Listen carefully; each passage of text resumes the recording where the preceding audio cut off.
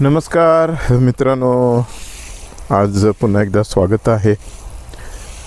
ह्या जे भाजीचं बी लावलेलं आहे त्याला हे असं पाणी घालत आहे, कारण जोपर्यंत ते बी उगवून येत नाही व्यवस्थित तोपर्यंत जरा काळजी घ्यायला लागते. मग नंतर पाटाचं पाणी सोडल्यासारखं मग सोडता येते, काय हरकत नाही.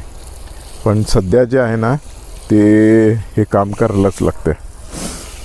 तर काळजी घेणं जरा गरजेचं असते. आणि संध्याकाळी जरा उशिरा सूर्य मावळल्यानंतर घातलं ना की बराच वेळ थंड राहते, म्हणून संध्याकाळी पाणी घालत आहे. तर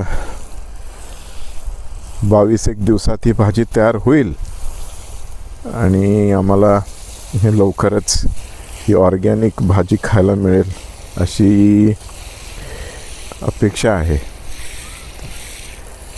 तर सगळं उगवून आलं ना की मग छान दिसेल हिरवं हिरवं, त्यावेळेला आपण व्हिडिओ टाकूच.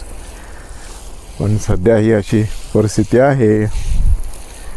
सध्या जरा काळजीपूर्वक काम करण्याची गरज आहे. त्यामुळं सावकाश सगळं जरा प्रेमानं चाललेलं आहे. जेवढं प्रेम देऊ जमिनीला तेवढंच प्रेमाची लयलूट जमीन पण आपल्यावर करते.